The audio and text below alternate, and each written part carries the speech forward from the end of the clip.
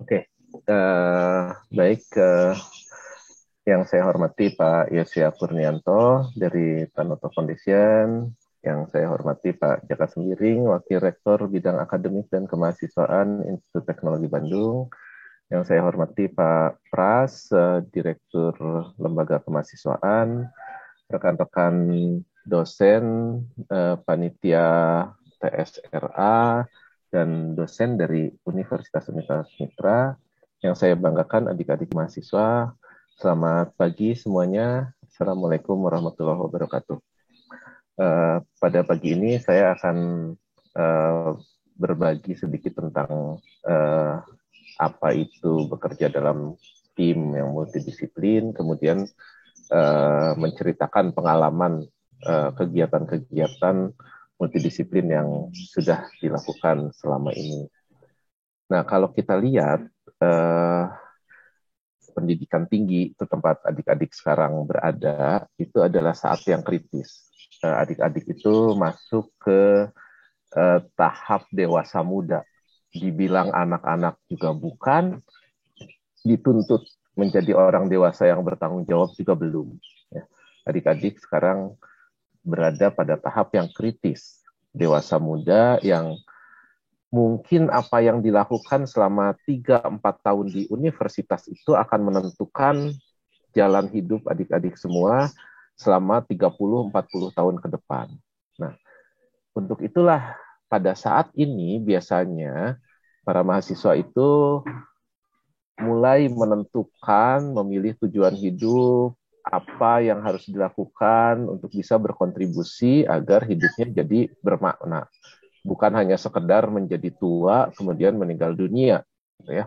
Tapi ada sesuatu yang bisa menjadi tertinggal yang usianya mungkin jauh lebih panjang daripada usia biologis kita.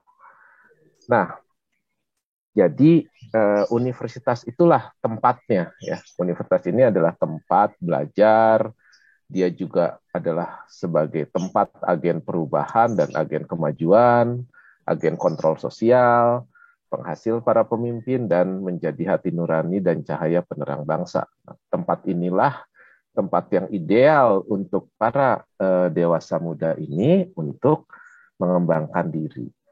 Nah, jadi waktu adik-adik ada di universitas, maka adik-adik biasanya berpikir bahwa tugasnya adalah belajar. Dan belajar itu artinya mendengarkan dosen, begitu ya.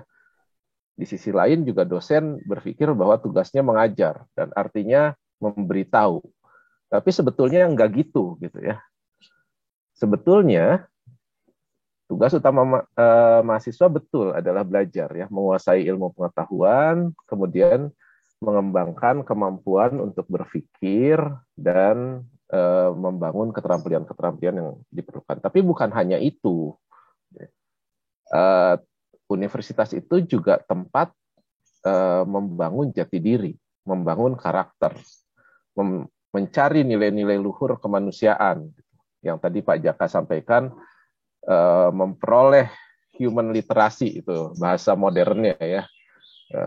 Bagaimana bisa membangun literasi kemanusiaan gitu ya, punya kepedulian, punya kepeloporan, mau mengabdi, mau mengorbankan tenaga, waktu dan pikiran untuk orang lain tanpa pamrih gitu ya. Itu yang mungkin perlu kita bangun selama di universitas.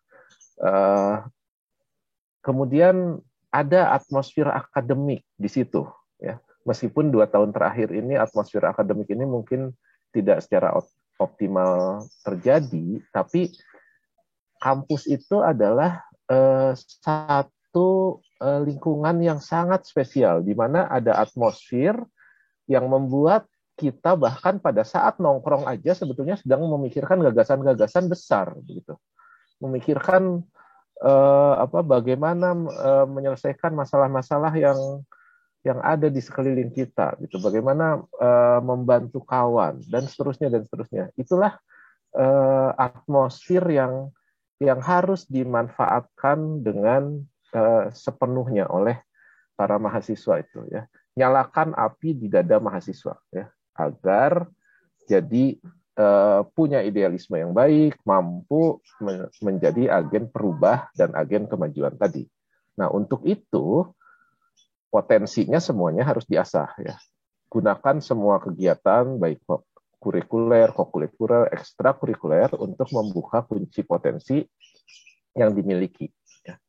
Berani keluar dari zona nyaman, siap menghadapi tantangan, siap merebut peluang. Itulah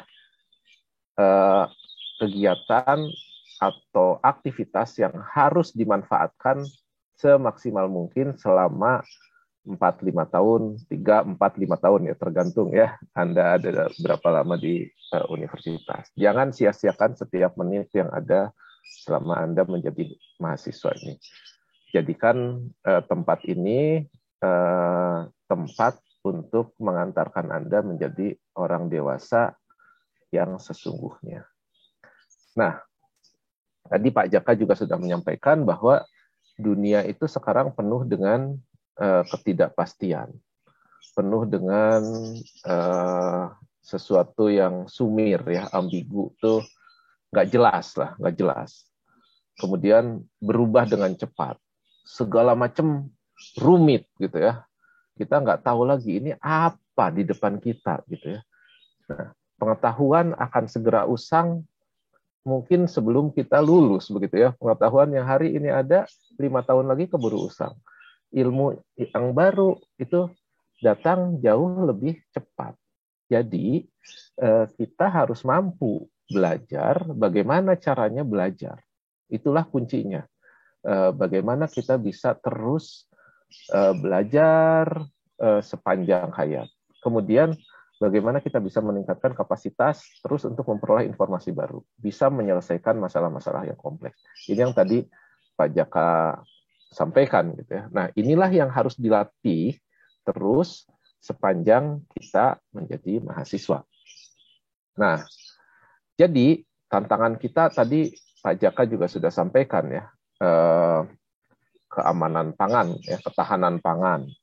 Bagaimana tentang keberlanjutan dari kehidupan di dunia ini. Bagaimana kita membentuk masa depan agar kehidupan menjadi lebih sejahtera, menjadi lebih baik.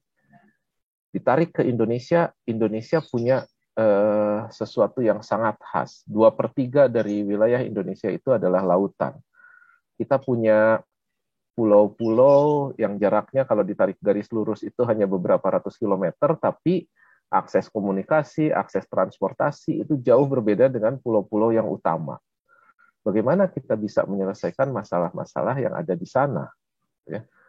Nah, di satu sisi yang lain, sekarang ini kita sudah menghadapi suatu perkembangan teknologi yang luar biasa. Segala macam udah ada. Dan segala macam sudah saling terkait. Dokter sekarang tidak lagi sepenuhnya mengandalkan hafalan textbooknya, tapi sudah mengandalkan teknologi komputer, kecerdasan buatan untuk melakukan diagnosis. Dokter yang tidak mengerti kecerdasan buatan itu atau tidak memanfaatkan kecerdasan buatan itu, nanti akan tertinggal dari dokter-dokter muda yang memanfaatkan kecerdasan buatan itu. Dokternya sendiri tidak akan tergantikan oleh kecerdasan buatan itu, tapi dokter yang tidak menggunakan teknologi kecerdasan buatan akan tergantikan oleh dokter yang menggunakan teknologi kecerdasan buatan, misalnya ya. Jadi disitulah pentingnya kita sebagai calon sarjana, calon intelektual masa depan itu harus bisa memanfaatkan apa yang ada untuk menyelesaikan masalah-masalah yang ada di depan kita itu. Nah, kita perlu nilai-nilai luhur dan kita perlu kompetensi. Kita perlu menjadi insinyur, sarjana-sarjana yang harus lebih manusiawi daripada sebelumnya, gitu ya.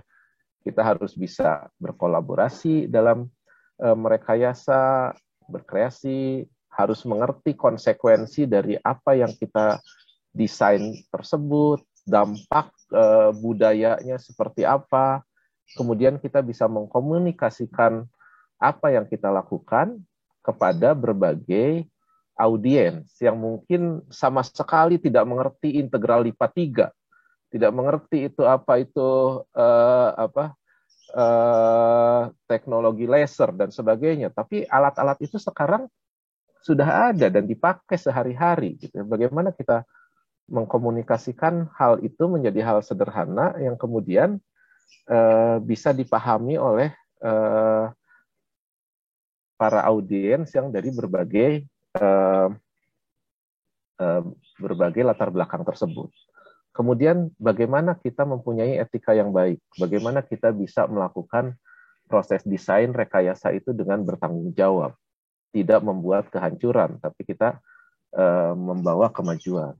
Nah, itulah saya kira pemikiran-pemikiran yang mendasar yang menjadikan kita berkumpul di sini pada hari ini.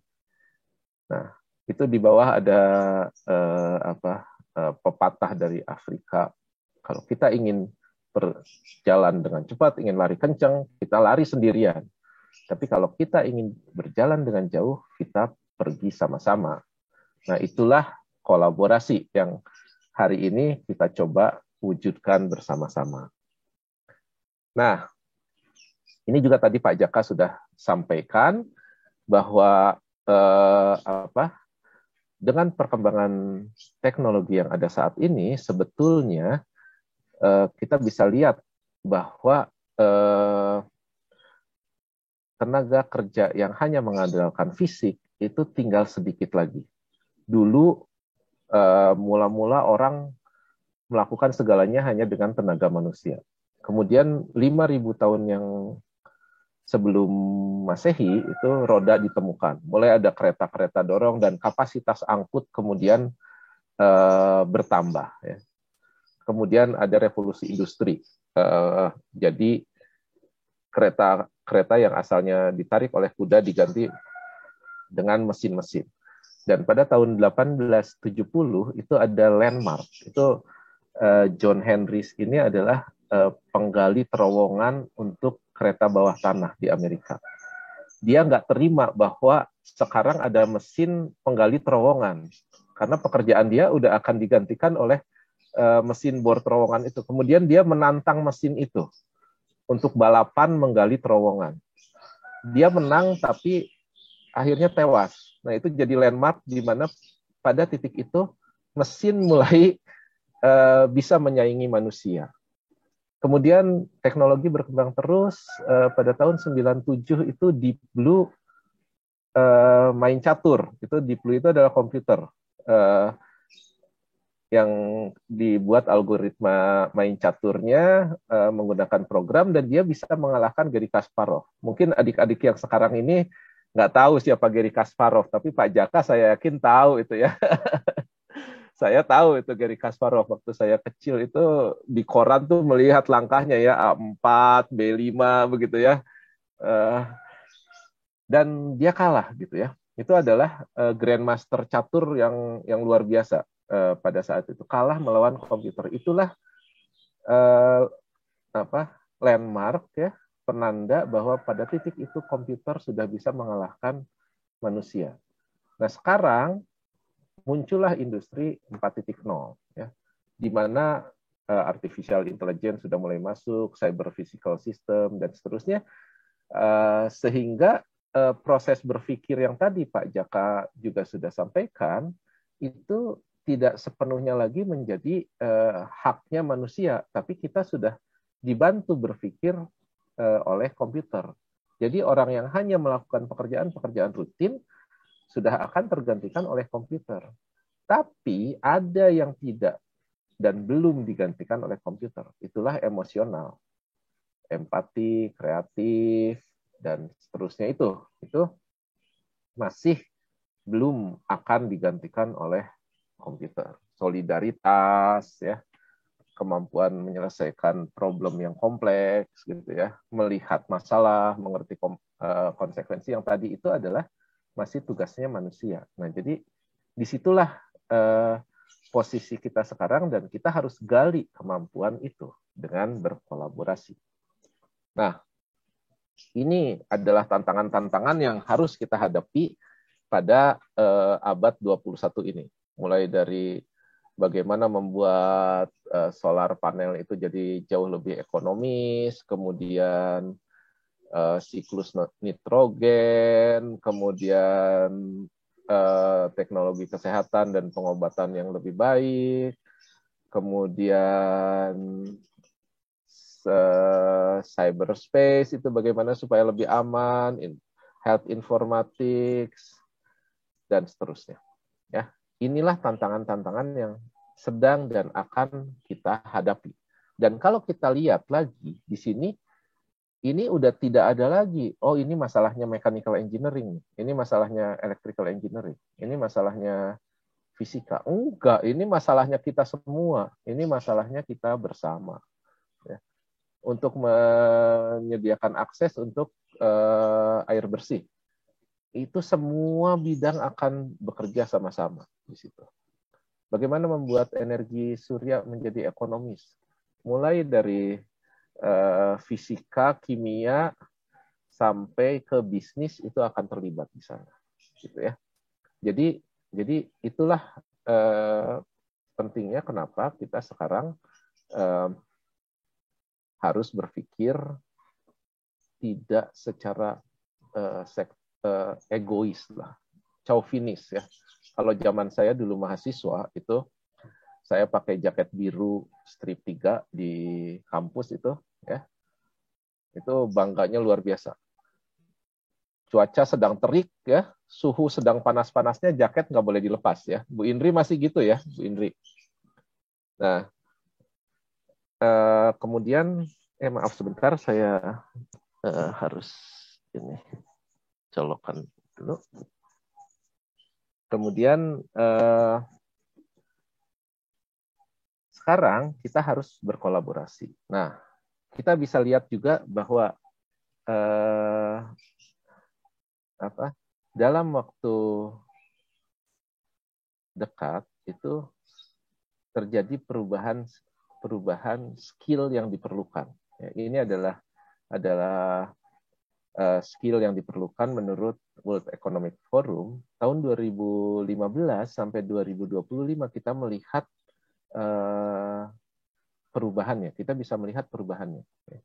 Jadi pada saat ini kemampuan problem solving itu menjadi sesuatu yang utama. Creativity, originality, critical thinking, complex problem solving, analytical thinking, and innovation, dan seterusnya jadi sangat penting. Kemudian bagaimana kita bisa belajar, active learning and learning strategies, dan leadership. Leadership ini adalah kalau kita lihat semuanya itu akan bermuara kepada hal yang akan kita diskusikan pada hari ini. Ya. Jadi analytical thinking itu mampu menyelesaikan isu-isu yang complicated. Ya. Kemudian critical thinking itu memikirkan bagaimana menyelesaikan sesuatu yang udah tambah ruwet, gitu ya. Menyelesaikan masalah yang kompleks, kreativitas dan seterusnya. Nah, jadi untuk bisa memperoleh skill yang diperlukan itu, maka kita maksimalkan pengalaman selama di universitas. Kita bergandengan tangan bersama-sama ya, supaya kalau jatuhnya selamat nih ya. Ini saya ilustrasikan dengan kerjasama di udara nih ya, yang sedang jatuh bebas begini ya. Nah, jadi maksimalkan pengalaman selama di universitas. Nah, seperti apa? Salah satu yang sangat penting yang perlu dilatihkan adalah tim multidisiplin. Nah, disinilah kita mulai kuliahnya nih ya. Jadi yang tadi baru pengantar. Kita mengerjakan tim multidisiplin atau interdisiplin atau transdisiplin. Nah, bagaimana detailnya? Pada saat kita bekerja dalam tim multidisiplin, maka banyak keterampilan yang bisa dibangun dan ditransfer pada saat kita bekerja di tim itu. Nah, misalnya critical thinking. Ya. Nah, karena kita bekerja dalam tim yang multidisiplin, maka kita akan bisa melihat masalah dari berbagai sudut pandang. Kemudian mensintesanya, ya, mensintesa ide-ide itu, kemudian menggabungkannya menjadi suatu solusi yang mungkin sebelumnya belum ada. Kemudian mencari solusi yang terbaik. Kemudian karena kita harus menyelesaikan berbagai aspek, maka kita harus punya manajemen diri. Kita juga harus bisa mendengarkan dan menerima pandangan yang berbeda. Ya. Kemudian tadi Pak Jaka juga menyinggung tentang literasi. Ya. Bagaimana kita jadi tahu, oh iya ya ternyata ilmu saya itu bukan yang paling hebat gitu ya. Jauh lebih penting kalau ini digabung dengan yang itu. Gitu ya. Ini baru jadi sesuatu. Gitu ya. Kemudian bagaimana kita bisa mengkomunikasikan, oh ini saya jagoan nih bikin transmisi bertingkat 5 lah dan sebagainya ya. Mendesain gearbox. Terus orang sosial bilang, apaan gearbox itu, kita beli aja gitu kan. Nah, jadi itu akan ada diskusi-diskusi yang mungkin kalau ketemunya dengan orang yang itu aja dalam bidang yang sama itu nggak akan terjadi. Nah, inilah keunggulannya kita bekerja dalam tim multidisiplin. Ya. Kemudian juga yang penting adalah kemampuan beradaptasi dan fleksibilitas. Jadi dengan melihat dari berbagai sudut pandang, maka kita bisa tahu kapan kita pakai teropong yang mana, kapan kita pakai lensa yang mana. Gitu ya. Nah, disitulah kita belajar, oh ini jangan pakai yang ini dong, harusnya pendekatannya yang ini. Gitu ya. Ini lebih penting daripada yang itu. Solusinya jangan hanya teknikal dong, ini kan ada masalah sosial. Gitu ya. Nah, disitulah indahnya bekerja multidisiplin. Dan ini hanya bisa terjadi melalui experiential learning. Belajar secara langsung dan mengalami sendiri. Kalau cuma teorinya seperti kuliah ini, ya kita tahu, tapi kita nggak bisa merasakan gitu. Sampai keringat dan mentalnya diperes sampai terinjak-injak harga dirinya karena dia pikir dia paling jago, ternyata solusi yang dipilih bukan solusi yang dia usulkan, dan seterusnya ya. Ini macam-macam. Dan disinilah indahnya bekerja dalam tim multidisiplin. Nah, kemudian apa manfaatnya bekerja dalam tim multidisiplin ini? Ini karena di lingkungan kerja semakin lama semakin kompleks. Jadi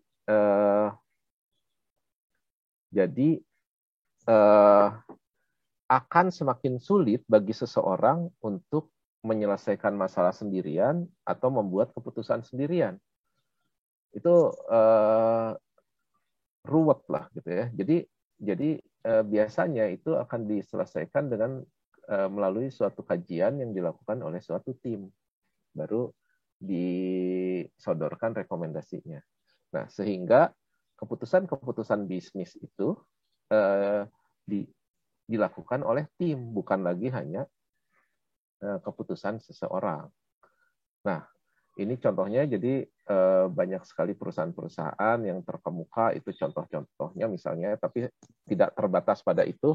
Saya kira perusahaan-perusahaan yang baru-baru, startup yang baru praktis akan menyatakan komitmen yang besar terhadap lingkungan kerja berbasis tim. Nah, jadi kalau kita ingin survive di dunia nyata beberapa tahun lagi, kita harus mampu bekerja dalam tim. Nah, dan itu dinyatakan secara eksplisit, misalnya dalam kriteria untuk akreditasi program-program engineering. Jadi ini adalah contohnya, misalnya ABET kriteria itu student outcome nomor 5 adalah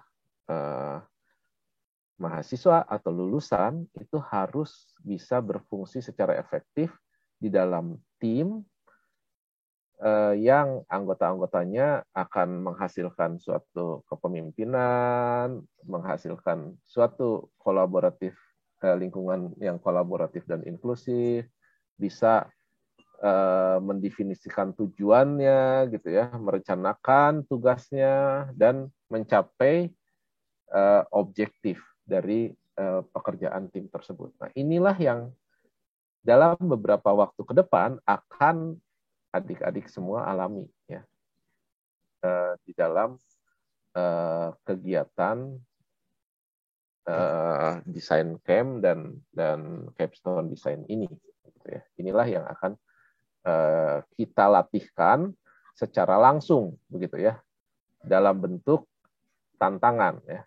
Adik-adik harus menyelesaikan suatu tantangan sampai jadi dan tuntas. Begitu ya. Nah, apa dampaknya buat mahasiswa? Ya laku di pasaran begitu ya. Jadi kalau saya jadi orang yang akan merekrut mahasiswa, maka ada ambang batas IP misalnya, tapi itu hanya untuk supaya yang diwawancara itu terlalu banyak begitu ya. Tapi sesudah kita dapat satu kumpulan yang terpilih itu, maka selanjutnya yang menjadi penting bukan lagi IP. IP udah selesai gitu di sana. Yang berikutnya adalah bagaimana sikap-sikap dan kemampuan-kemampuan yang dimiliki oleh lulusan tersebut.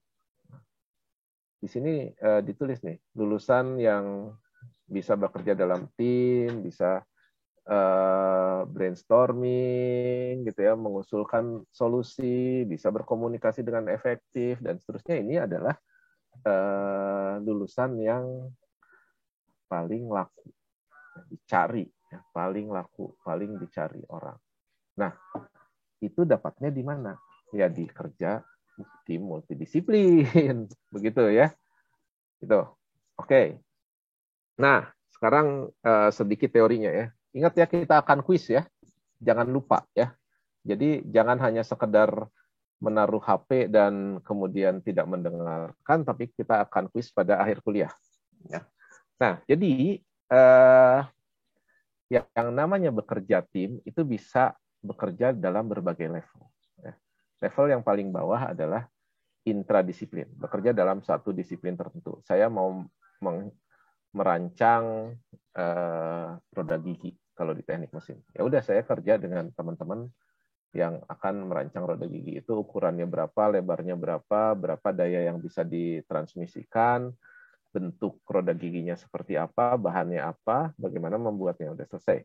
Ya, itu adalah satu tim. Itu kerja tim juga ya. Tapi itu adalah tim yang hanya satu bidang tertentu. Nah, kemudian melompat ke berikutnya, nah, kita bisa melihat perspektif dari sisi yang lain. Misalnya perspektif bisnis gitu ya. Wah, roda gigi yang kayak gini mah nggak akan dibeli orang ini sekarang, zaman sekarang sih gitu ya. Roda giginya dibikin dong yang lebih cantik gitu ya. Misalnya gimana? Ya misalnya kotak roda giginya dikasih apa? Warna-warni, kemudian dikasih polkadot gitu ya, jadi menarik gitu ya. Kalau kami orang mesin, apa-apaan tuh gitu ya. Masa kotak roda gigi dikasih polkadot. Nah, tapi mungkin dari perspektif lain itu jadi penting gitu. Saya pernah mengalami itu inovasi dalam pengembangan alat tensimeter gitu ya. Yang terbayang sama saya, inovasi pengembangan alat tensimeter itu adalah mengembangkan teknologi untuk alat ukurnya. Tapi ternyata enggak. Yang dikembangkan untuk membuat tensimeter itu lebih laku, ternyata warna band yang untuk ngikat di ini ya, di lengan itu ya. Nah, itu pola kainnya itu warna-warni, ada yang pink, ada yang ada bunga-bunga gitu. Ternyata dokter-dokter jadi senang dan beli gitu ya. Nah, jadi perspektif tensimeter sebagai alat ukur itu jadi nggak dominan lagi, itu udah selesai, itu udah beres tuh. Tapi yang membuat yang satu lebih laku dari yang lain ternyata sarungnya yang warna-warni itu, begitu ya. Nah, itu lintas disiplin. Nah, multidisiplin itu lebih kompleks lagi. Jadi kita punya satu masalah, kemudian masalah itu diselesaikan bersama-sama, ya. Jadi diselesaikan bersama-sama oleh berbagai disiplin ilmu. Jadi misalnya tadi untuk menyelesaikan masalah ketersediaan air bersih, itu mulai dari orang geologi, teknik lingkungan, kemudian teknik mesin, kemudian kesehatan, biologi, mungkin nanti teknik elektro, ilmu sosial, bisnis, dan seterusnya itu akan masuk ke sini. Ya, semua akan menyumbangkan kepakarannya untuk membantu menyelesaikan solusinya. Nah, tapi dalam tim multidisiplin ini, mereka masing-masing berada di kandangnya sendiri-sendiri. Saya hanya akan memberikan usulan terkait dengan bidang teknik mesin. Yang lain hanya akan memberi usulan terkait dengan bidang teknik lingkungan. Yang satunya lagi dalam bidang kesehatan. Kemudian dicari titik temunya. Itulah tim multidisiplin. Tapi yang lebih indah lagi adalah interdisiplin. Nah, interdisiplin itu kita udah tidak lagi pakai baju dengan warna kita sendiri. Kita gabungkan, ya. Kita integrasikan pengetahuan dan metode dari berbagai disiplin yang berbeda, kemudian kita sintesakan sehingga kita akan memperoleh suatu solusi yang bisa jadi akan berbeda dan jauh lebih menarik begitu ya, atau lebih komprehensif dibandingkan kalau pendekatannya multidisiplin. Nah, yang lebih sulit lagi adalah transdisiplin. Itu adalah ultimate-nya ya. Jadi kita benar-benar buka baju, kemudian kita campurkan semua ilmu yang kita punya, kemudian berusaha menyelesaikan permasalahan secara holistik. Nah, di sini ego kita harus diturunkan. Nggak ada lagi yang namanya teknik mesin is the best ya. Mesin uber alles ya. Kemudian kalau elektro itu we are the champion katanya ya. Dan seterusnya gitu. Nggak bisa itu lagi gitu ya. Semua buka, masuk sama-sama, kemudian mikir sama-sama secara terintegrasi, kemudian kita pikirkan solusinya seperti apa. Apa dampaknya terhadap masyarakat, apa dampaknya terhadap semua pemangku kepentingan, dan seterusnya, dan seterusnya. Nah, itulah transdisiplin. Ini bahkan untuk kami-kami yang sudah usia seperti ini pun, untuk bisa bekerja sama secara transdisiplin ini, mungkin masih terseok-seok. Kenapa? Karena semakin tua kita semakin merasa paling jago. Gitu ya. Kemudian tidak mau mendengarkan pendapat orang lain. Nah, kalau nggak dilatih dari muda, ya bagaimana? Gitu ya.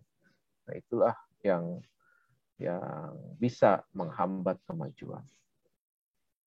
Nah, selanjutnya, ini adalah cerita tentang bagaimana kita membangun sebuah tim. Pada saat Anda ditaruh dalam sebuah kelompok, maka itu namanya adalah grup. Itu bukan tim. Itu adalah grup. Nah, kita bisa lihat ini di gambar yang kiri atas itu ya. Itu adalah sekelompok mahasiswa. Kita bisa lihat ekspresi wajahnya. Kemudian ini yang memunggungi saya ini berusaha menjadi pemimpin ya. Kemudian tapi anggotanya itu semuanya masih nggak percaya. Kita bisa lihat dari sikap duduknya ya. Nah, tahap ini namanya adalah tahap forming, tahap pembentukan tim. Ya. Nah, di sini proses yang terjadi adalah mulai dari nggak kenal, kemudian harus kenal dan harus bekerja sama. Nah, Anda akan menghadapi ini sebentar lagi kan. Dari yang nggak kenal, kemudian harus kenalan dulu, kemudian berusaha bekerja sama. Nah, untuk bisa menghasilkan sesuatu yang baik, maka kita harus lebih banyak memberi dan mengalah daripada meminta dan menang sendiri, begitu ya. Nah, pada tahap ini disinilah ego kita turunkan, kita belajar mendengar, berkenalan, ya, menghormati orang lain, begitu ya. Nah, kalau ini sudah mulai terjadi, kita udah mulai kenal. Nah, kemudian biasanya ini nih, ada satu penumpang gelap nih ya. Misalnya yang ini nih, yang kanan ini. Yang lain udah mulai oke nih. Yang ini masih cuek-cuekan ya. Penumpang gelap, gue nggak usah kerja lah, main gitar-gitar aja nanti toh timnya jalan sendiri ya. Saya juga dapat nama. Nah, biasanya muncullah konflik-konflik di situ ya. Itu adalah tahap kedua nih. Storming ya. Storming ya. Akan ada pertengkaran-pertengkaran yang kalau kita tidak punya skill untuk menyelesaikan masalah itu, maka pertengkaran itu bisa dibawa sampai proyeknya selesai ya. Dalam beberapa kasus itu saya mengalami ada kelompok tugas begitu ya, kemudian pada akhir semester bukan jadi jodoh tapi jadi musuhan begitu ya.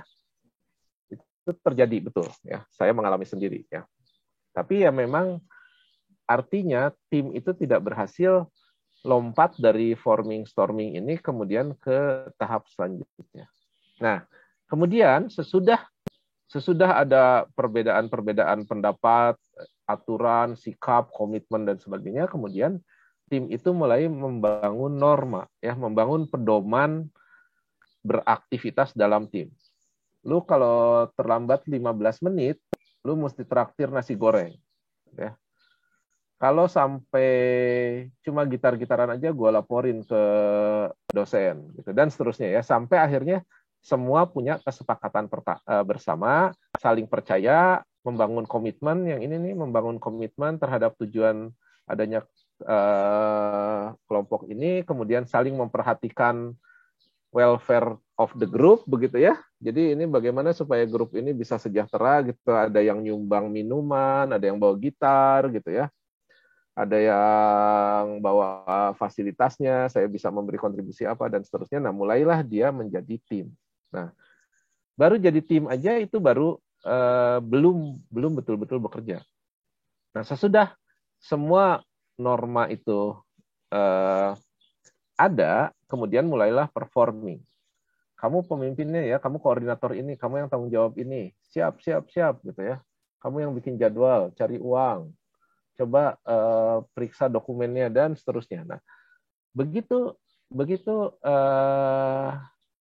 sudah mulai performing, nah kita bisa lihat nih suasananya mulai cair. Ini yang tadi masih ogah-ogahan udah mulai terlibat ya. Akhirnya dia mau bergabung dengan yang lain ya. Nah, ini udah oke nih. Nah, disinilah tim itu terbentuk ya. Nah, kita bisa lihat di kurva ini bahwa pada saat dia sebagai grup ya, sebagai grup saja, maka performanya seperti ini. Kemudian pada saat dia bertengkar, mungkin bisa jadi kinerjanya turun jauh. Nah, dia baru bisa muncul lagi, naik ke atas, sesudah dia bisa mengatasi tahap kedua dari dinamika di dalam kelompok tersebut ya. Akhirnya jadilah dia menjadi seseorang yang berada dalam tim yang enakan. Wah, kelompok gue sih enak nih, nggak ada masalah lagi, semua saling mengerti, bla bla bla gitu ya, dan seterusnya gitu ya. Aduh, enak banget ya punya kamu ya, yang kelompok saya sih ini wah nggak mau bicara yang si itu dengan si ini gitu ya. Yang itu selalu terlambat, janji-janji doang, nggak ikut kerja dan seterusnya. Nah, itu nggak selesai itu tugas sebagai anggota timnya, gitu ya. Nah, jadi untuk bisa bekerja efektif di dalam tim multidisiplin itu harus bisa memperlakukan anggota lain dengan hormat, berkomunikasi yang efektif, memperhatikan pendapat dan kepentingan orang lain, kemudian terakhirnya bagaimana problem solving, mencari cara untuk membuat sesuatu menjadi lebih baik. Ya. Kalau yang usulan teman itu memang lebih brilian ya kita terima. Ya. Nah, inilah kunci-kunci yang kita perlukan supaya bisa bekerja efektif dalam tim multidisiplin atau interdisiplin atau transdisiplin tersebut. Gitu ya. Nah, apa yang dimaksud dengan kelompok atau tim yang sukses? Nah, tim yang sukses itu yang pertama ada kesaling tergantungan di antara anggota.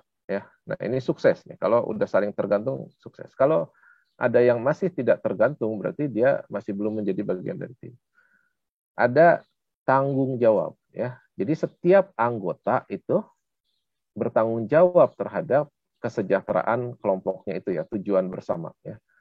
Ada tanggung jawab individu terhadap kelompok. Yang ketiga, sering ketemu untuk memastikan bahwa tujuan dari kelompok itu bisa tercapai ya. Kemudian bisa membangun ini nih, social skill yang diperlukan untuk berkolaborasi. Inilah yang sedang kita bangun sekarang ya. Kemudian proses-proses di dalam kelompok tersebut itu, oh ini kurang begini nih, ini jangan gini lah, kita coba perbaiki sistemnya, cara bekerjanya begini dan seterusnya gitu ya. Nah inilah, kalau ini semua bisa diselesaikan, maka insya Allah kita bisa bekerja dengan baik.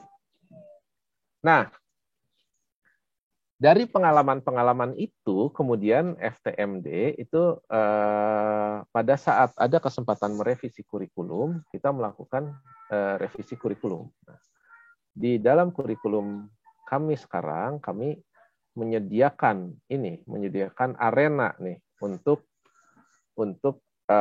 melakukan kerja-kerja kelompok itu, dan ini yang bagian kanan itu bisa diintegrasikan juga dengan yang bagian kiri ini gitu ya. Jadi capstone design dengan project based ini dengan knowledge-nya ini bisa jadi satu bagian yang merupakan project yang besar begitu ya.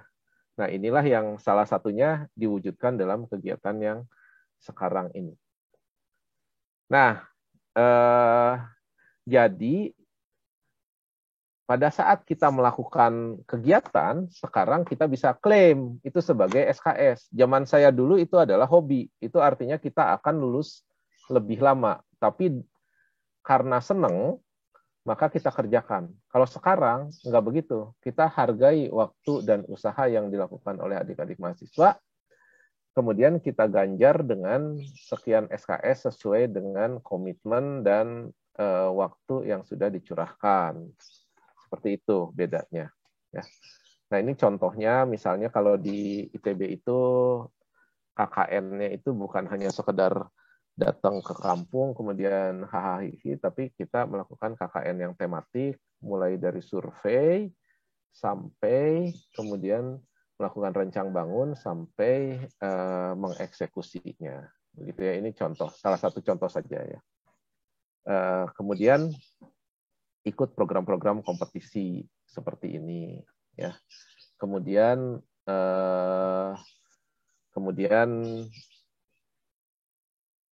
program kompetisi yang multidisiplin, proyek kolaboratif multidisiplin. Ini misalnya adik-adik mahasiswa nih, kita udah bisa lihat yang satu dari teknik mesin, ada arsitek, ada teknik lingkungan, ada informatika, ada fisika teknik, itu mengikuti lomba untuk mendesain gedung yang hijau, katanya ya, gedung yang hijau. Tapi ini gedungnya coklat sebetulnya ya, tapi hijau nih gimana ini ya. Gedung hijau menang ya, menang melawan kandidat-kandidat lain dari universitas di dunia sana tahun 2020 ya. Jadi sebetulnya mahasiswa Indonesia dikasih tantangan ya dijawab lah gitu ya, pasti bisa ya, kita jagoan semua. Nah, tinggal anjungan tempat kita bermainnya itu ada di mana. Ya. Kita harus punya ruang-ruang tempat kita bisa bermain. Nah, ini yang penting nih sekarang. Kita yang akan dikerjakan di TSRA ini kurang lebih seperti yang sudah dilakukan selama 10 tahun terakhir. Ya. Jadi saya mau cerita yang ini. Nah, pada tahun 2012 itu ada beberapa profesor dari Chonbuk National University datang ke Malaysia dan ke Indonesia untuk mencari mitra. Ya. Mereka mendapatkan hibah inovasi pembelajaran. Nah, kalau Korea mungkin karena uangnya banyak, jadi hibah inovasi pembelajaran internasional. Nah, kemudian ide dari profesor tersebut adalah membuat internasional Joint Capstone Design Project. Nah, kemudian, kita gembira sekali lah ya mendapat tawaran seperti ini. Kemudian itu pada waktu itu koordinator kerjasama di FTMD-nya itu adalah Pak Andi Isra Mahyudin. Kemudian saya itu karena sering diajak-ajak oleh Pak Andi, maka dalam dalam kegiatan yang ini juga saya diajak sama Pak Andi, ayo ikut-ikut sini rapat. Wah, saya senang banget tuh rapat kan, rapat sama orang Korea gitu ya. Kemudian kita eksekusi pada tahun 2013. Itu adalah desain camp yang pertama dilakukan di ITB ya. Pada waktu itu baru 50 mahasiswaan yang datang ya. Programnya juga masih belum sebaik sekarang, kita masih coba-coba gitu ya, datang terus kita tuh besok mau ada desain challenge, hari ini masih ngomong-ngomong besok kita mau kasih tugas apa ya, kayak gimana. Wah, terus seperti biasalah melakukan kegiatan seperti Bapak Sangkuriang dulu ya. Tapi proyek itu kemudian, proyek yang dilakukan pada tahun 2013 ini sampai hari ini masih dilakukan untuk tugas perancangan Purwarupa di TPB-nya ITB. Jadi eksperimen-eksperimen yang dilakukan di camps ini sebetulnya sudah mengalir ke sana kemari ya. Nah, konsepnya ada dua dalam kolaborasi ini. Yang pertama adalah International Student Multidisciplinary Design Camp. Ya, jadi desain camp itu dilakukan seminggu atau berapa waktu ya. Itu isinya adalah memberi pembekalan kepada mahasiswa berupa kuliah-kuliah seperti yang sekarang sedang dilakukan ini. Kemudian membangun tim, kenalan lah sama anggota timnya karena belum pernah ketemu begitu ya. Kenalan dengan anggota timnya, bahkan dalam kasus yang di camp dan iCaps ini, anggota kelompoknya tuh sebagian dari Indonesia, sebagian dari Korea atau dari mitra yang lain. Dan orang Koreanya nggak bisa bahasa Inggris, kita nggak bisa bahasa Korea. Install lah Kakao ya, karena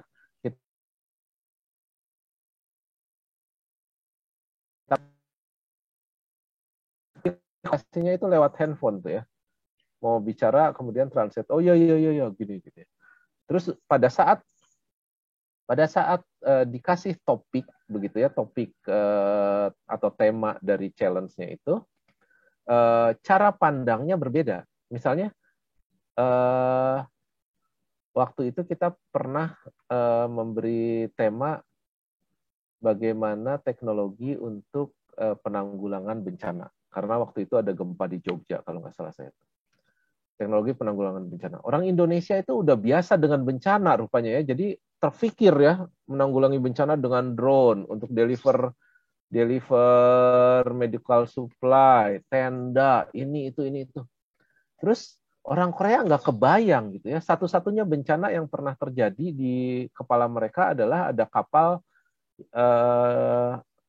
feri yang mengangkut banyak orang dari pulau utama ke pulau Jeju tenggelam. Itu adalah bencana gitu ya. Nggak ada cerita gempa, banjir, apalagi yang buat kita udah sehari-hari gitu ya.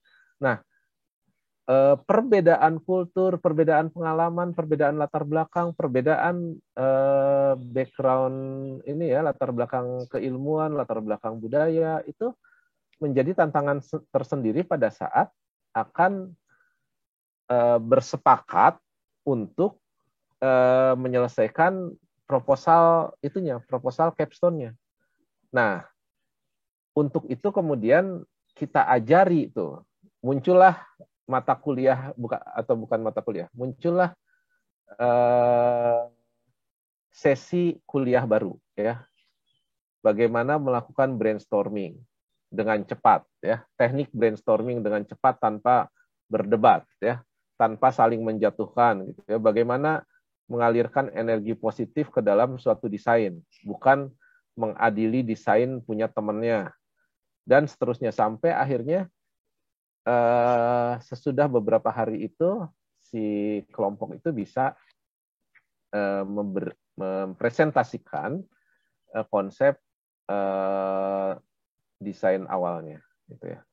Nah, itu dilakukan pada awal semester biasanya. Kemudian sesudah itu, sepanjang semester, mereka bekerja jarak jauh, ya, membagi tugas jarak jauh, melakukan pertemuan kemajuan secara virtual. Kemudian ada tonggak-tonggak kemajuan, itu ada seminarnya gitu ya, progress meeting. Kemudian mulai belanja dan membuat prototipe. Nah, kemudian pada bulan Agustus kumpul lagi sekali untuk mengassembly. Nah, jadi bisa dibayangkan tingkat kesulitannya ya. Latar belakangnya beda, disiplin ilmunya beda, kulturnya beda. Kemudian nanti pada saat proposalnya sudah disetujui, bagaimana membagi pekerjaannya untuk dikerjakan masing-masing. Kemudian nanti harus dirakit atau diassembly atau diintegrasikan bersama-sama. Nah, kira-kira seperti itulah yang dilakukan. Jadi 2 kali desain camp, satu semester international joint capstone design. Gitu ya. Nah, kemudian sekarang ini tadi sudah saya sampaikan itu berkembang mitranya sudah berenam dan ini menjadi persahabatan bukan hanya mahasiswanya, dosen-dosennya juga saling berteman dengan baik ya, senang sekali kita ya. Kemudian jumlah mahasiswanya semakin banyak. Nah, kita akhirnya memutuskan bahwa kita hanya sanggup mengelola maksimal sampai 120 mahasiswa. Bukan apa-apa itu. Untuk membimbing satu tim yang seperti ini aja, yang keringetan bukan hanya mahasiswa, dosennya pun perlu komitmen yang kuat gitu ya, karena idenya benar-benar liar dan seringkali juga idenya itu di luar dari kepakaran dari si dosen. Jadi dosennya itu pun harus berlatih bagaimana teknik bertanya sedemikian rupa sehingga meskipun dosennya itu tidak tahu, tapi dia bisa memantik si kelompok itu untuk berpikir sehingga dia akan memberikan solusi yang mungkin lebih baik. Nah, teknik bertanya itu juga jadi skill tertentu tuh. Mungkin Bu Indri mengalami itu pasti, saya yakin Pak Didi mengalami itu ya. Asalnya kita selalu berpikir hanya bidang kita sendiri, ya yang dia usulin udah kita nggak ngerti juga gitu ya. Jadi teknik bertanyanya, teknik mensupervisinya bagaimana. Seperti itu. Nah, ini adalah prosesnya. Nah, jadwal dan mekanismenya seperti ini. Jadi biasanya November adalah proses seleksi, kemudian kita wawancara, kemudian peserta digabung dalam suatu kelompok multidisiplin dan multikultural, multinasional bulan Januari, dikasih waktu 2 minggu kenalan virtual, kemudian kumpullah di desain camp pertama. Nah, di sini ada kuliah, kemudian ada tugas desain challenge-nya untuk main-main begitu ya, kemudian bekerja selama 2-3 hari menyiapkan proposal, mencari ide itu, kadang-kadang juga ada kunjungan industri, ada bakti masyarakat dan sebagainya, pokoknya asik lah ya selama seminggu ini. Nah, di ujung ini kemudian presentasi tentang usulan proyek yang akan dilakukan, diberi feedback ya, dibully oleh para dosen di sini. Kemudian mereka harus memperbaiki proposalnya dan disubmit sebelum bulan April. Di bulan April kemudian presentasi final mulai dari konsep sampai biaya, schedule pekerjaan dan sebagainya. Ini bulan April, kemudian langsung dikerjakan. Bulan Juni biasanya ada seminar kemajuannya, dan bulan Agustus kemudian kumpul lagi di akhir proyek itu untuk melakukan perakitan produknya, presentasi final, kemudian ada lagi tugas desainnya, desain kecilnya. Nah, ini udah beda nih.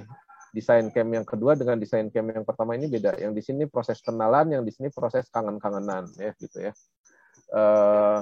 Dinamika dalam kelompoknya juga udah sangat berbeda gitu ya. Ada yang kelompoknya luar biasa akrab, ada yang musuhan juga gitu ya. Nah, pemenang yang di sini kemudian biasanya diundang untuk bertanding melawan kelompok-kelompok seluruh dunia di Engineering Education Festa ini ya. Nah, biasanya setiap kali pemenang yang di sini selalu jadi juara juga di sini nih. Karena memang ternyata mahasiswa yang ikut ini memang benar-benar mencurahkan waktunya luar biasa di sini. Nah, jadi kira-kira seperti ini kegiatannya. Nah, ini contohnya di camp ini tahun 2000 berapa nih? 2006. Yang ini di Langkawi berarti 2016, yang ini 2017 nih. Bisa dilihat mana Bu Indri, ada nggak? Oh, ini Bu Indri nih ya di belakang nih. Di sini nggak ada Bu Indri. Biasanya Bu Indri selalu ada kalau di fotonya. Bu Indri sedang kemana? Nah, ini contohnya sedang mengerjakan tugas desainnya di sini ya. Ada yang dari Indonesia, ada yang dari Korea, ini yang cantik-cantik ini ya. Terus ada yang dari Indonesia. Nah, mereka bahkan bertukar informasinya tuh bukan hanya soal soal desainnya ini, tapi mereka akan saling bercerita tentang budaya masing-masing. Kenapa sih kamu pakai kerudung? Oh ya, gini gitu. Ini apa? Merek make up yang bagus apa ya gitu ya. Gitu tuh ya. Obrolan-obrolan yang kayak gitulah ya. Face mask merek apa ya yang harus dibeli ini buat oleh-oleh gitu ya. Dan seterusnya lah. Ini menarik pembicaraan-pembicaraannya ya. Nah, jadi selain belajar untuk menyelesaikan masalah yang kompleks itu sebetulnya pengalaman bekerja dalam tim ini adalah pengalaman yang luar biasa. Nah, ini contoh project kecilnya ya. Ini ice breaking project sebetulnya ya. Misalnya ini waktu di ITB tahun 2015 ini balapan mobil bertenaga balon ya. Jadi bukan bertenaga air ya, ini bertenaga balon nih. Beneran bisa bergerak nih ya. Bertenaga balon. Nah, dikasih bahannya kertas kardus, sedotan, terus tusuk gigi, ada botol plastik bekas minuman berkemasan, ada lem gitu ya. Kemudian mereka dikasih satu set aturan, kemudian balapan. Gitu. Nah, dengan melakukan proyek kecil ini, itu intensitas bekerja samanya itu 24 jam penuh gitu ya. Jadi sesudah 24 jam udah jadi temen nih. Ini kan grup yang asalnya nggak saling kenal dan baru ketemu 2 hari yang lalu. Sekarang udah begini nih ya di fotonya. Gitu. Nah, seperti itu gitu ya. Dan kegembiraannya itu ya, excitement-nya itu membawa keakraban yang luar biasa. Nah, ini contohnya. Kemudian contoh berikutnya adalah ini proyek yang lain yang ini di 2019 nih ya, di 2019 bikin ketepel pakai sumpit ya dan satu genggam karet ya. Mendesain ketepel pakai sumpit dan satu genggam karet. Nah, tantangannya adalah melontarkan telur ya sejauh mungkin, tapi telurnya nggak boleh pecah. Nah, menarik kan? Ya, dikasih waktu 24 jam untuk menyelesaikan masalah seperti ini. Nah, terus ya desain lah gitu ya, bagaimana mendesain ketepel seperti ini. Untuk pelindung telurnya dikasih kantong plastik dan kertas. Jadi tantangan-tantangan begini membuat hidup menjadi jauh lebih berbahagia nih ya, untuk mahasiswa-mahasiswa ini. Dan ini seperti di OS tapi ketawa-ketawa ini. Tekanannya itu sangat tinggi ya karena harus menyelesaikan dalam waktu sangat singkat dan harus menang gitu ya. Itu kan adalah harga diri kelompok tuh ya. Membangun kohesif di antara tim. Nah, kemudian terbangunlah itu yang tadi forming, storming gitu ya, performing dan seterusnya.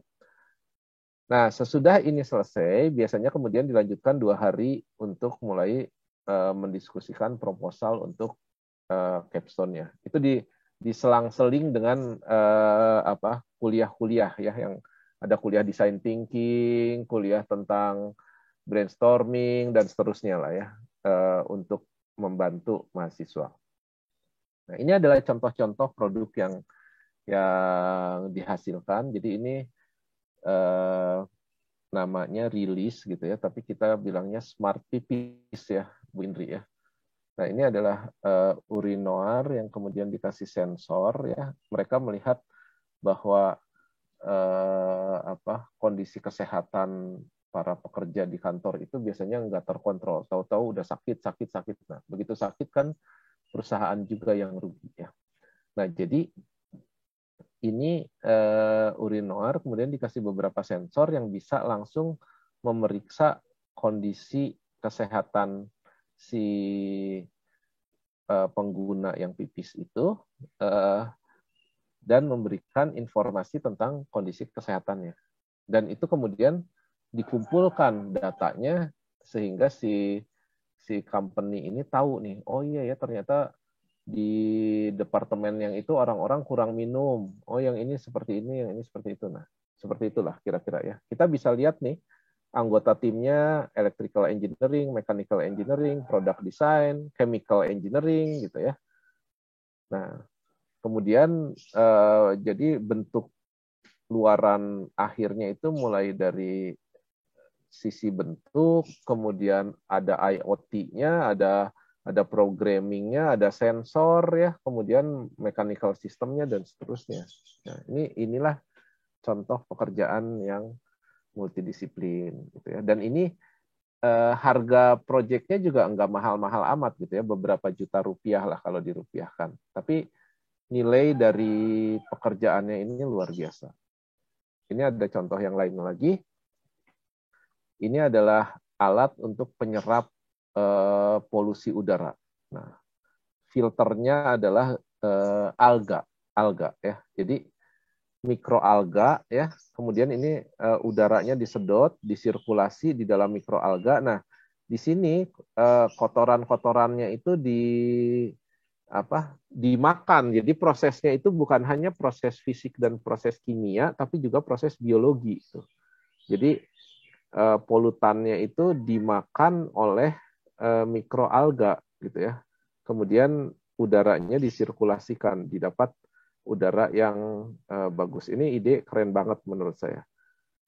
Sayang tidak sampai diwujudkan pada skala 1:1, tapi kita wujudkan jadi alat yang tingginya kurang lebih 1 meter waktu itu ya.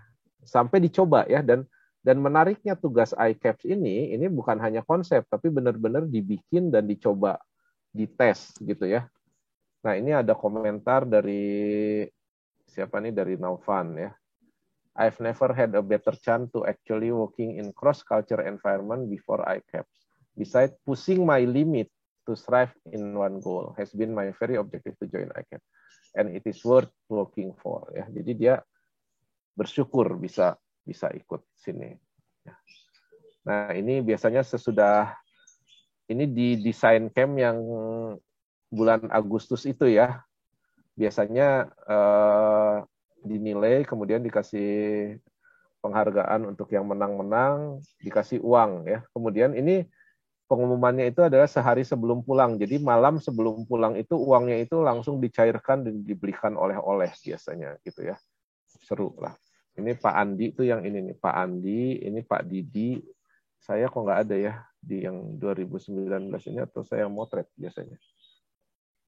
Nah gitu ya. Jadi ini kira-kira ilustrasi tentang kegiatannya. Nah ini contoh yang tahun 2016. Nah ini tahun berapa nih Pak Sandro ikut juga ya. Kita ini 2019 kalau nggak salah saya Pak Sandro ikut ya. Kita ikut lomba di Itu Festa yang ini 2018, hampir setiap tahun kita menangan lah pokoknya, jagoan-jagoan nih mahasiswa-mahasiswa yang terlibatnya ya. Dan bisa kita lihat sebetulnya ini adalah kelompok yang multidisiplin dan multinasional gitu ya. Nah, ini adalah testimoninya ya. Join iCap was one of the best decision I've ever made. It taught me a lot about teamwork and determination. Working with team will never be easy. It had many problems to be faced. It taught us to be proactive, to have our friends back when they need. At the end, this competition gave me new experience, new friend, and new perspective. I remember the hard time we faced in ICAP. We were stressed and nurtured, but we developed. I learned a lot during ICAP, especially how to handle berries working in spirited international team in a short deadline. At first, I did not expect that ICAP would make me physically and mentally drained. Nah, ini yang saya ceritakan tadi ya. Working together with people from different background wasn't as easy task. But when it comes to a happy ending, it becomes the most memorable moment in my life. ICAP is the best thing that happened in my life. The overall experience was fascinating. I learned to work better in a group and communicate with others. Personally, my most remarkable memories were gaining wonderful friends I never thought of having. I'm very thankful to be given such a wonderful opportunity. Menambah seni berpikir dari cara warga negara lain melihat dan menyelesaikan permasalahan, serta melatih kesabaran dikarenakan perbedaan bahasa dan kesibukan. I step out of my comfort zone by enrolling ICAPS. And yes, indeed, it's frightening, yet exhilarating. Ya. Jadi benar-benar ini capek ya, capek dan benar-benar physically, mentally drained ya. Capek tapi pada senang pada akhirnya ya. Menambah pengalaman berkompetisi, membuat alat yang bisa memecahkan masalah di kehidupan dari proses mendesain sampai implementasi di dua negara dalam tim multidisiplin dan multinasional. Semoga semakin banyak negara yang berpartisipasi. Nah, ini yang tahun 2020 sesudah pandemi ya. Agak kasihan nih komentarnya sebetulnya ya. Honestly, this ICAP project was quite intense, and we really disappointed that we could not go to Busan as we hoped this early year because of COVID. But fortunately, we have had a good experience going to Bali, and that had opened our eyes in the world of collaboration and interdisciplinary with international students. We've had the chance to work on a project and fortunately getting the silver prize, something we were not expecting. There were many up and down during teamwork, but at the end, we still were able to finish the project. ICAP were a valuable lesson to all of us. It took us a lot of time and effort to with an unexpected both bad and good moment.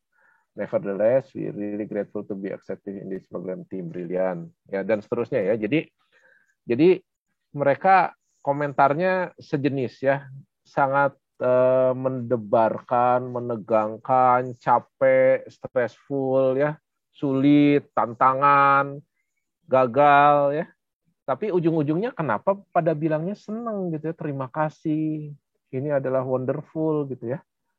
Karena hasil yang diperoleh sesudah selesai itulah yang akhirnya jadi kenangan.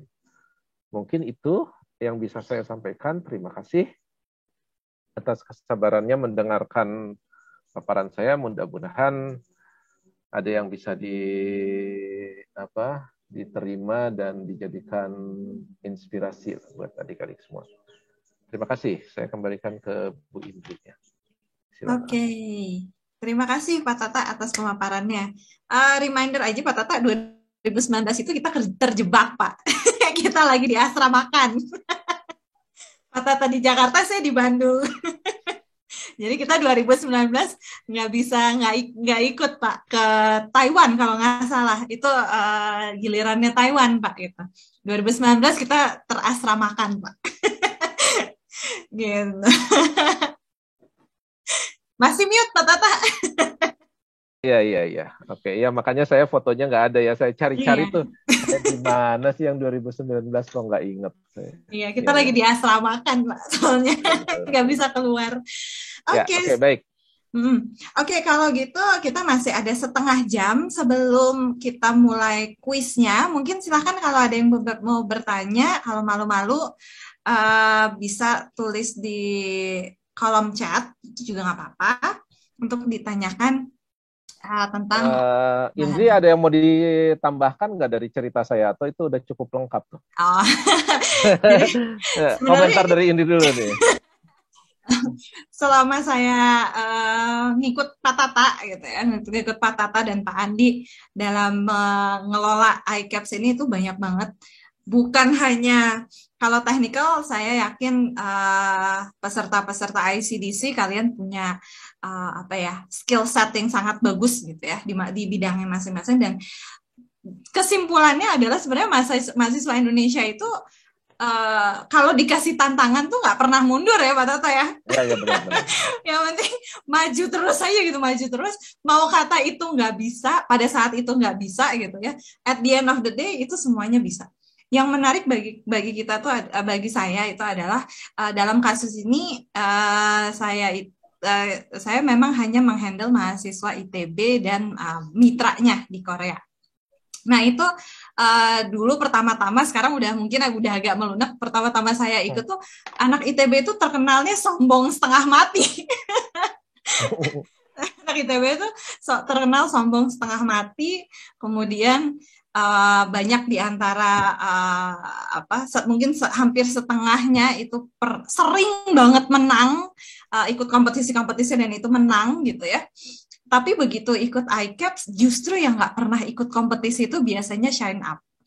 Gitu. Jadi justru yang sering dapat kompetisi karena biasanya kompetisi-kompetisinya itu dia grupnya dengan teman-temannya dia sendiri gitu kan ya. Yeah. Nah sekarang dia sendirian gitu kan, sendirian terus harus kenalan sama orang dan menggantungkan sebagian hidupnya itu sama orang lain gitu. Nah itu tuh sebuah kenyataan yang nggak bisa diterima gitu. Pertamanya sama anak-anak ITB. Asalnya dia singa betina yang dominan gitu ya, atau alpha male gorila itu ya. Kemudian tiba-tiba dia jadi kucingnya, anak kucing yang nggak bisa apa-apa gitu ya. Itu kayak kucing kayak British Shorthair dilepas di pasar gitu. Kira-kira lah ya. Itu jadi kucing bagus tapi nggak bisa nyari makan gitu, kalah saingan sama kucing garong di sana gitu. Tapi egonya masih menganggap dia yang paling hebat begitu ya. Nah, ini proses penurunan ego itu bukanlah sesuatu yang mudah. Ini penurunan ego. Kalau misalnya mungkin kalau sekelasnya Pak Tata atau Pak Yosea gitu, atau sekelasnya Pak Jaka, Pak Sony gitu, mereka sudah banyak pengalaman gitu, di mana sekarang saatnya menurunkan ego, belajar untuk mendengar gitu ya, karena kalau dosen-dosen yang lebih senior dari saya itu kan udah, apalagi Pak Tata ya, karena saya lumayan tahu perjalanan Pak Tata jadi dosen gitu, awal-awal jadi dosen tuh kerjanya Pak Tata itu bukan membimbing dalam hal teknikal ya Pak ya, tapi adalah mendengarkan curhatan dari mahasiswa gitu.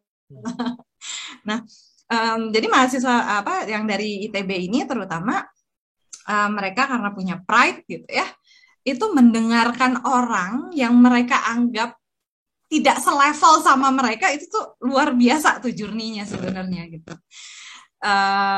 Tapi di tengah-tengah tuh banyak yang nangis. Itu tadi ada testimoninya dari Aulia. Aulia itu termasuk dia kelompoknya lumayan hancur di tengah-tengah. Itu berantem. Jadi dia berlima. Jadi saya ingat banget 5. Dia bertiga dari ITB. Dia satu-satunya cewek. Dan dia satu-satunya yang bertugas untuk menyatukan 4 orang cowok ini gitu. Jadi dia tiap 2 hari nelpon ke saya terus nangis kerjanya. Kadang-kadang datang ke saya itu nangis, ini gimana ya Bu ya, gimana gitu. Wah, cuman dia sekarang lumayan sukses ya kalau nggak salah ya. Dia udah di Inggris kan? Oh dia di Inggris ya, dia di Inggris. Dia di Inggris sekarang gitu. Jadi dan anak-anak yang tadinya kayak shine up dari sana terus tiba-tiba cuma dapat partisipan doang gitu, nggak dapat juara-juara gitu. Cuman ini menjadi pengalaman berharga bagi mereka gitu, dan mereka juga sukses. Termasuk yang dari Inggris itu ya, yang desainer yang siapa itu yang keterima di Imperial itu ya? Ya, yang diterima Imperial, dia sangat terhook dengan kegiatan iCaps ini, dan dia ingin mengembangkan itu gitu sekarang. Kalau nggak salah sekarang S3 deh kalau nggak salah. Anggita bukan? Bukan. Siapa namanya? Pak Didi masih ingat nggak ya Pak Didi ya? Saya ingat wajahnya tapi lupa namanya. Soalnya waktu itu juga ketemu lagi di sana kan sama Pak Andi juga. Gitu. Pak Andi, kalau Pak Andi ingat namanya pasti. Jadi memang Ya. journey-nya termasuk ya tadi Pak Tata juga bilang nggak cuma mahasiswanya yang pusing yang pusing banget tuh nggak cuma mahasiswanya, dosen-dosennya juga pusing luar biasa, ini gimana lah caranya, yang satu udah ngerti, yang satu belum ngerti, yang satu ketinggalan, yang satu enggak gitu, ini tujuannya apa. Bahkan kadang-kadang pertamanya tuh kayak yang dia pingin bikin sebuah alat yang very very sophisticated, terus kita kayak yang, terus kamu mau ngapain sih sebenarnya, tujuan bikin alatnya itu apa gitu, balik lagi redesign lagi, balik lagi kayak ya harus dikonsep ini segala macam. Jadi memang journey-nya tuh menguras pikiran dan tenaga sih, literally. Gak cuma mahasiswanya tapi dosen-dosennya juga begitu selesai tuh kayak alhamdulillah selesai, udah bisa bernapas. Tapi tahun depannya pengen lagi gitu ya. Iya. Tahun depannya pengen lagi lah gitu, karena kalau kita sebagai dosen, kalau saya personally sebagai dosen, saya senang melihat perkembangan perjalanan anak-anak ini berubah. Bukan hanya mereka yang berubah, saya juga berubah. Saya juga banyak belajar dari mereka. Gitulah kira-kira Pak Tata. Ya, oke. Ya, mungkin ini sekarang waktunya pertanyaan. Pertanyaan, enggak? Oke, ini ada pertanyaan dari Mikael dari Universitas Indonesia. Halo Pak Tata, aku mau izin tanya, aku masih kurang paham dengan konsep transdisiplin. Apa sih bedanya sama interdisiplin? Jadi interdisiplin sama transdisiplin itu bedanya apa? Bisa nggak Pak kasih sebuah contoh gitu yang mendistinguishkan itu? Kemudian parameter kita menentukan bahwa timnya sudah transdisiplin apa? Wah, ini kayaknya langsung mau diimplementasikan nih kayaknya ya. Dan ciri-ciri utama dengan konsep transdisiplin ini apa? Silakan Pak Tata.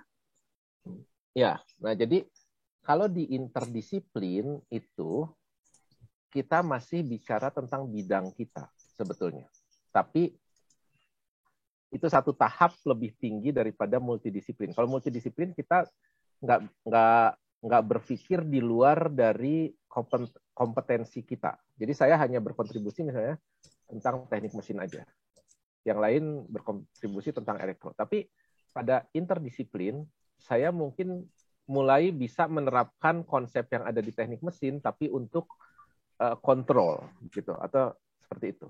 Nah, kalau yang transdisiplin itu kita udah nggak tahu lagi kita ini orang mesin atau orang elektro atau orang sosial atau enggak. Kita sama-sama mikir gitu. Udah nggak ada lagi baju itu.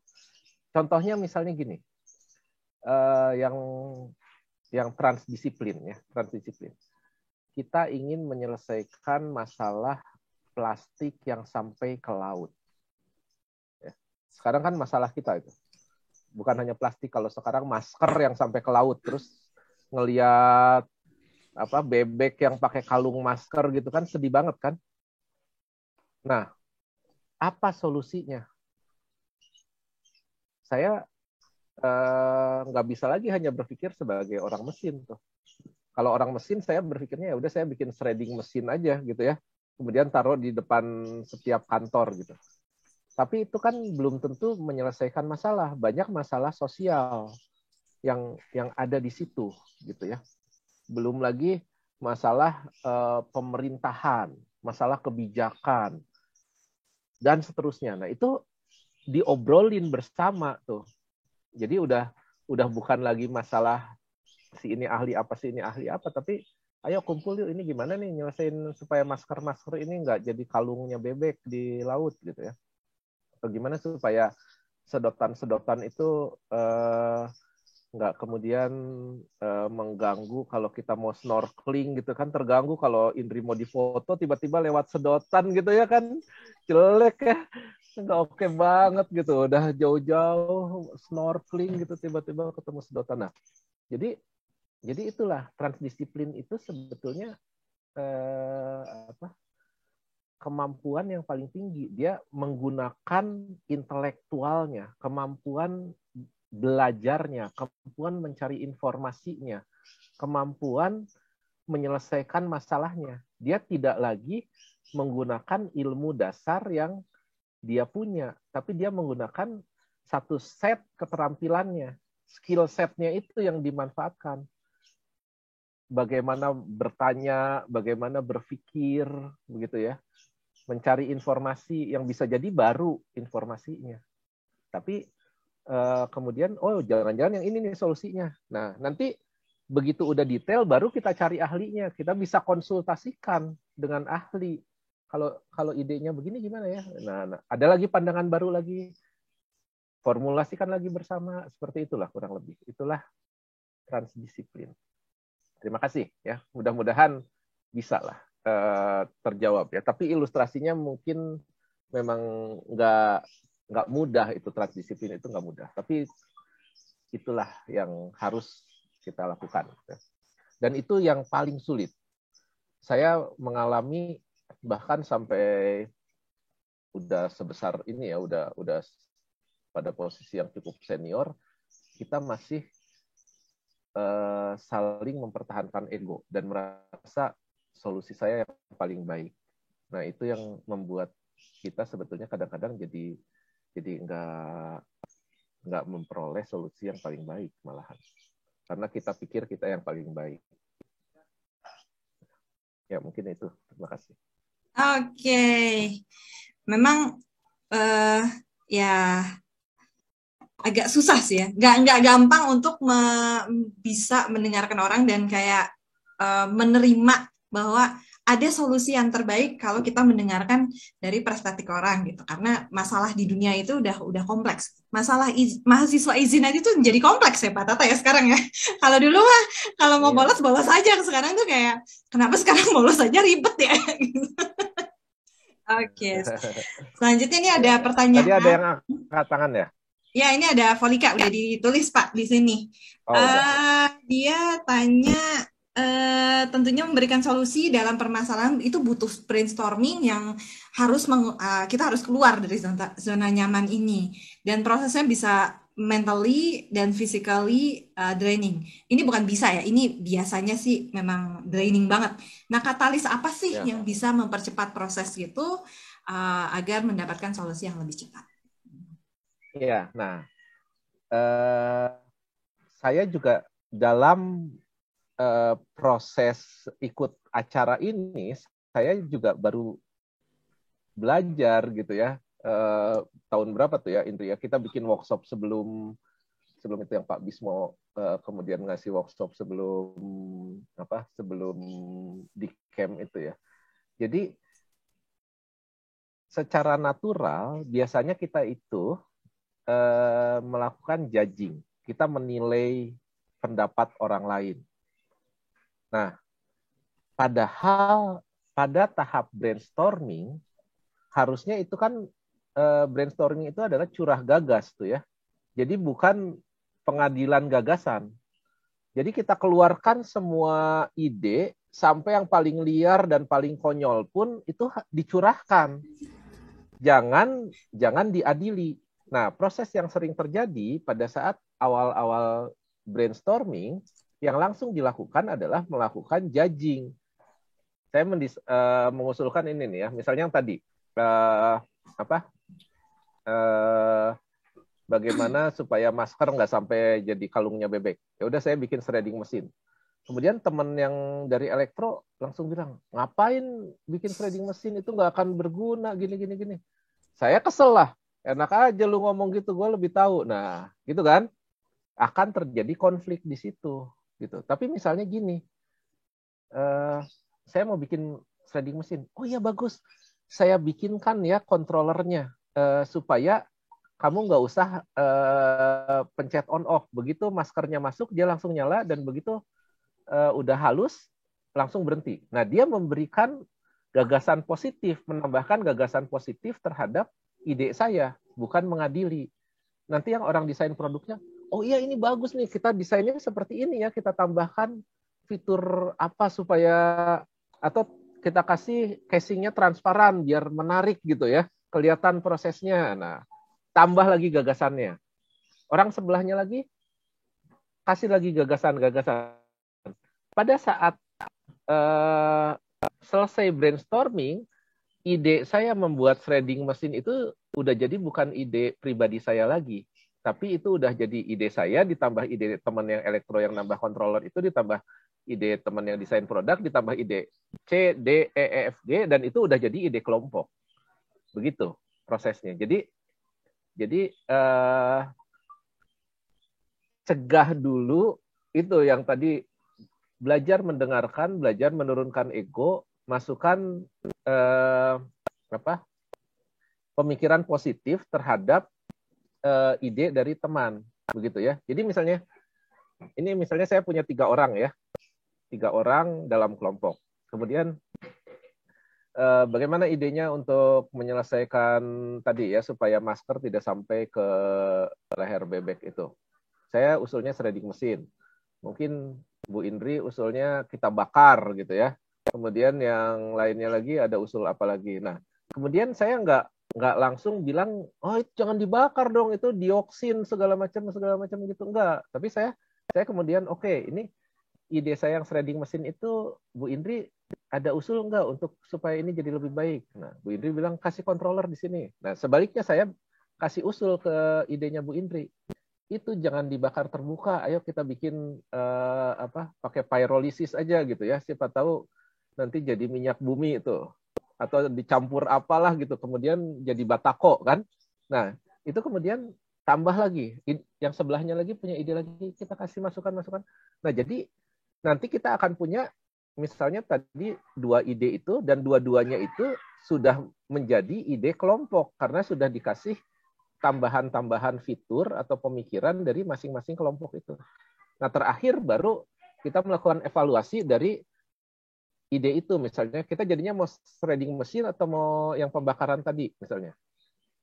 Barulah kita analisis sama-sama, dan itu bukan punya-punyaan, ini punya ide saya, yang ini punya ide Bu Indri, karena yang ini ide saya pertama tapi sudah dikasih masukan sama teman-teman. Yang ini juga ide Bu Indri pertama, tapi sudah dimasukkan gagasan-gagasan lain, sehingga pada akhirnya itu semua ide kelompok. Manapun yang akan kita pilih, itu adalah udah jadi gagasan kelompok. Begitu kira-kira. Oke, mungkin pertanyaan terakhir ya Pak Tata ya, karena 10.30 ya. Kita akan kuis nih. Oh iya. Ini ada yang di atasnya nih. Oh iya, ini Pak Yosea mau nanya sebenarnya nih. Oh Pak Yosea. Dari tadi kelewat, maaf ya Bapak ya. Mbak, ini ada Yohanes Harefa nih. Ya, ada konflik. Konflik terjadi pada saat konflik yang sering terjadi dalam kelompok katanya. Bagaimana caranya menanggapi dan mengatasi orang tersebut dalam kelompok agar kelompok bisa menjadi kelompok yang aktif?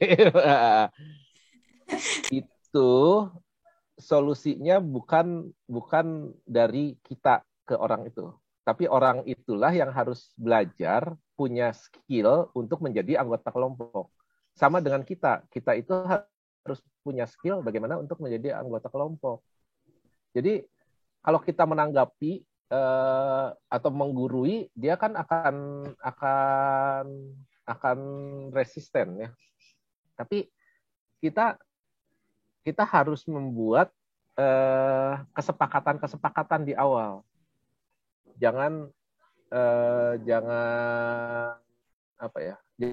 jangan melakukan konfrontasi di awal. Tapi kita cari kesepakatan, ayo yuk kita mau bikin ini nih. Menurut kamu gimana? Kapan kita ngumpulnya yang enak? Mau di mana nih? Di kampus atau di warung kopi gitu ya. Kamu enaknya malam-malam atau apa? Perlu apa gitu ya. Nah, perhatikan yang seperti itu lah kira-kira. Okay. Nah, jadi buat supaya semua orang merasa nyaman.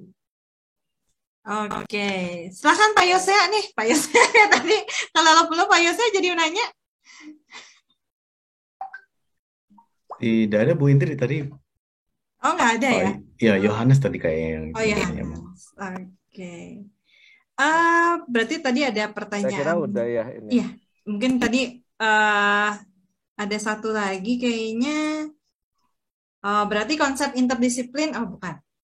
Berarti konsep interdisiplin bisa dipersempit dengan kata lain konsep berpikir melihat dari pikiran di luar akal identitas dengan kolaborasi konsep berpikir orang lain.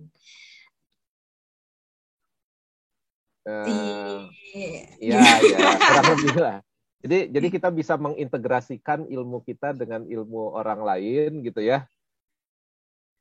Kemudian atau kita mengambil ide dari ilmu orang lain, kita integrasikan dengan ilmu kita untuk membentuk solusi yang baru.